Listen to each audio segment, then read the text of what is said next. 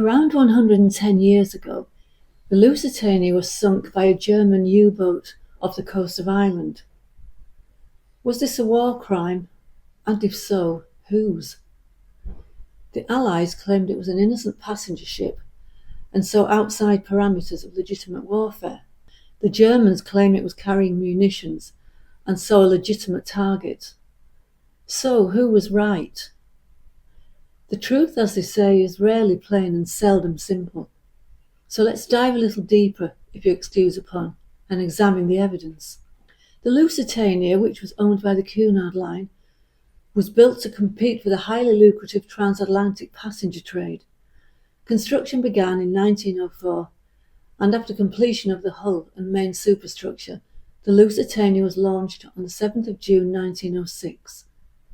The liner was completed the following year, at which time it was the largest ship in the world, measuring some 787 feet, that's 240 metres in length, and weighing approximately 31,550 tons. It was surpassed the following year by its sister ship, the Maritime. Although luxurious, the Lusitania was noted more for its speed. On the 7th of September 1907, the ship made its maiden voyage, sailing from Liverpool to New York City. The following month it won the Blue Ribbon for fastest Atlantic crossing, averaging nearly 24 knots. The Mauretania would later claim the Blue Ribbon, and the two ships regularly vied for the honour. In May 1915, the Lusitania was returning from New York to Liverpool with 1,959 passengers and crew on board.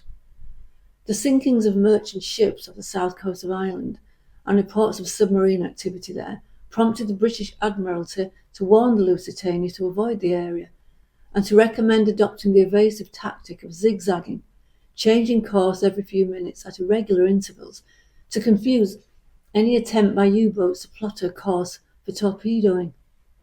The ship's captain, William Thomas Turner, chose to ignore these recommendations, and on the afternoon of the 7th of May the vessel was attacked.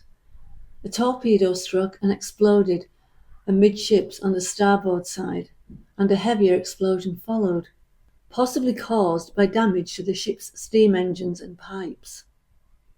Within 20 minutes the Lusitania had sunk, and 1,198 people were drowned. The loss of the liner and so many of its passengers, including 128 US citizens, aroused a wave of indignation in the United States, and it was fully expected that a declaration of war would follow. But the US government clung to its policy of neutrality. The controversy of the sinking went on for many years after, with claim and counterclaim. Was the sinking a war crime, and if so, whose? In his book, Dead Wake, The Last Crossing of the Lusitania, New York Times reporter and narrative historian Eric Larson postulates on the possibility, even the likelihood, that Winston Churchill was largely responsible for the sinking, not by any action of his, but by inaction. He knew about the danger, and there were a number of actions he should have taken, which would have avoided the disaster, yet he deliberately did nothing. If you are wondering about the title of the book, Dead Wake, it refers to the visible trail of the torpedo formed by bubbles of compressed air released from the torpedo engine 10 feet below. The bubbles take several seconds to reach the surface, so the wake is dead, because by the time it forms, the torpedo is far ahead of it. A seaman lookout first spotted a burst of foam about 500 yards away, then a track moving across the flat plain of the sea as clear as if it had been drawn by an invisible hand. It was just after 2 p.m. The sun was shining, the sea was like glass, the Irish coast was visible just over 10 miles away, and passengers were strolling on deck after lunch. Some of them also saw the torpedo approaching. One noticed a streak of froth arcing across the surface towards the ship. Another leaned over the rail to watch what would happen when it hit the side. He described the torpedo as a beautiful sight, covered with a silvery phosphorescence as it sped through the green water. A woman asked, "That isn't a torpedo, is it?" The man beside her later said, "I was too spellbound to answer. I felt absolutely sick." It was surreal. The giant steamer was just a few miles up the old head of Kinsale, slicing through the perfectly calm water on a beautiful afternoon. But despite the feeling of unreality, this was indeed the very thing that everyone on board had silently feared and joked nervously about since they had left New York 5 days earlier, on May the 1st, 1915, bound for Liverpool. What followed was appalling as the ship went down in just 18 minutes and 1,198 people perished. 3 years earlier, 1,514 people had died when the Titanic hit an iceberg, and that tragedy has remained in the public imagination ever since. The sinking of the Lusitania, however, has largely been forgotten. Yet the story is just as horrific as that of the Titanic. The fact that we know the outcome does not lessen the impact of this, which at times is as gripping as a thriller.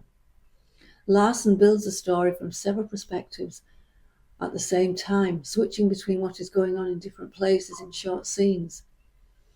It is a story mainly of the hunter and the hunted, the U-boat and the liner. But it is also the wider story of the depressive, lovelorn President Woodrow Wilson, reluctant to enter the war, and the young Winston Churchill, First Lord of the Admiralty, determined to get America involved. Early on, we are introduced to some passengers, including glamorous types like the multimillionaire Alfred Vanderbilt, the Champagne King, George Kessler, and the Boston bookseller Charles Laureat, who was carrying Charles Dickens's own priceless copy of A Christmas Carol. Also on board was Dublin art collector Sir Hugh Lane, who founded the Municipal Gallery of Modern Art in Dublin, well worth a visit if you come to Dublin. The beautiful gallery was renamed after him in 1975, 60 years after he lost his life on the Lusitania.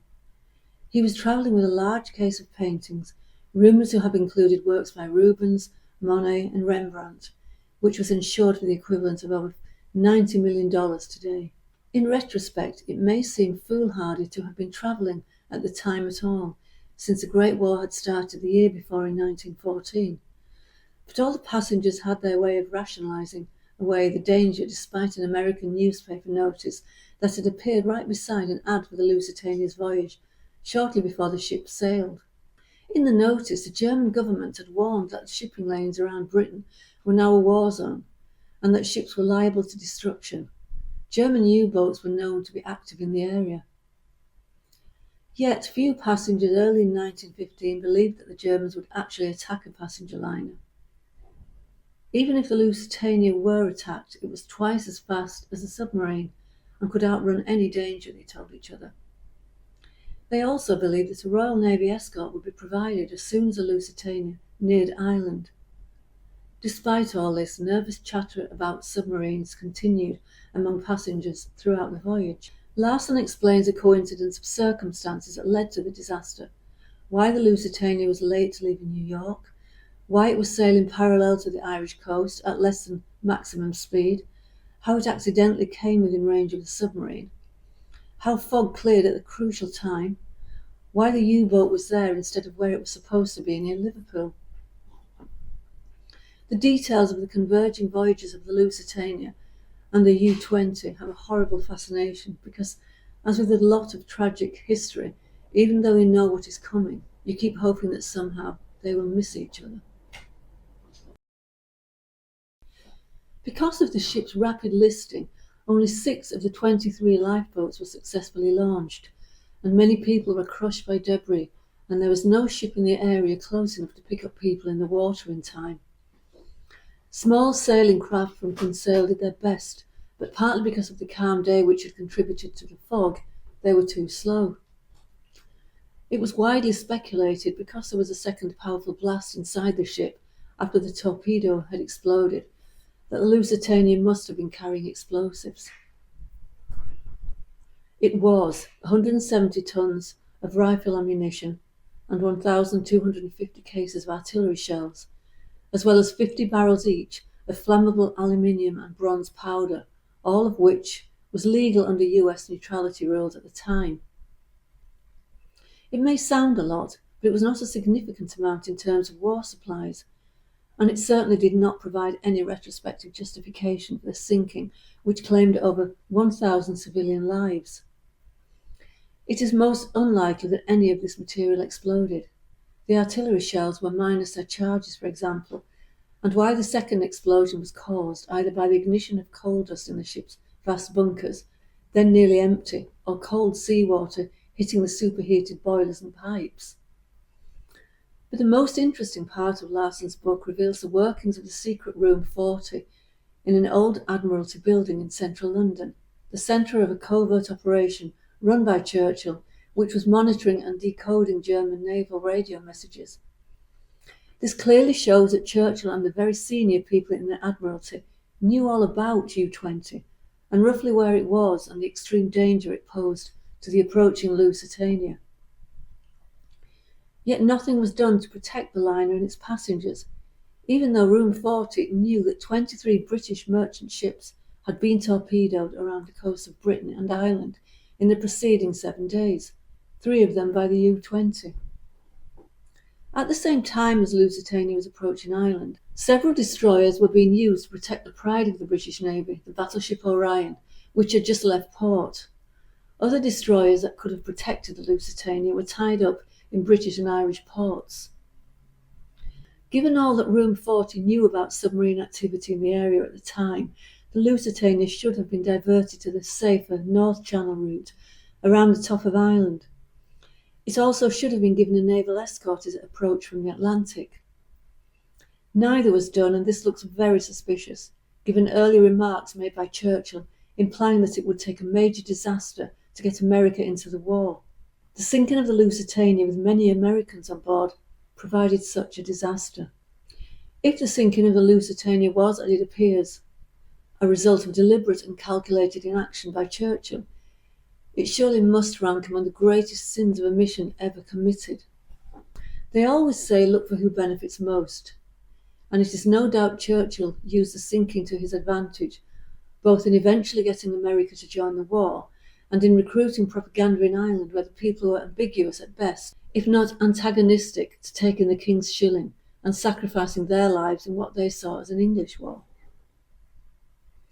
If you are visiting Ireland and want to visit sites associated with the Lusitania, or pay your respects to those who were lost, especially in and around the 7th of May, there are a couple of sites on the south coast, the last piece of land many saw, and where both survivors and bodies were brought. Since 1968, this sculptural masterpiece has honoured all who perished on the 7th of May 1915. Kerry-born Jerome Connor, after a career in Washington, D.C., was asked in 1925 to create a design recalling the Lusitania tragedy and promoting a vision of world peace. The memorial's mourning fishermen evoke the grief of the local rescuers, while its angel, her foot on a sword, embodies the broader appeal for an end to all wars. In 1925, the Lusitania theme was politically sensitive, with Queenstown renamed Cove and its main square, the entry point for international visitors, now Casement Square, reflecting a new national vision. In August 1926, Minister for Home Affairs Kevin O'Higgins rejected a rival design by sculptor Andrew O'Connor, although his was intended for a remote headland site. Jerome Connor's design, proposed by victims' families and US politicians, and involving an approach by the US State Department to Ireland's fledgling Department of External Affairs, proved acceptable, and in March 1927, the Casement Square site was approved by the Ministers of External Affairs and of Local Government and Public Health. Traditional in style, reflecting Connor's 1890s training, the work blends well with its classical architectural setting. Despite its troubled history, it is hard to imagine Cove today without its Lusitania Peace Memorial. The old head of Kinsale Signal Tower is a beautifully restored viewing point and museum on the iconic Wild Atlantic Way in County Cork, which opens daily from 10 a.m. The Signal Tower, which was originally built 200 years ago, has been restored to tell 2 very different stories. On the ground floor, it gives a history of this and other Irish signal towers, and on the first floor tells the history of the sinking of the RMS Lusitania. The Lusitania and Titanic are 2 tragic stories with connections to Irish maritime history.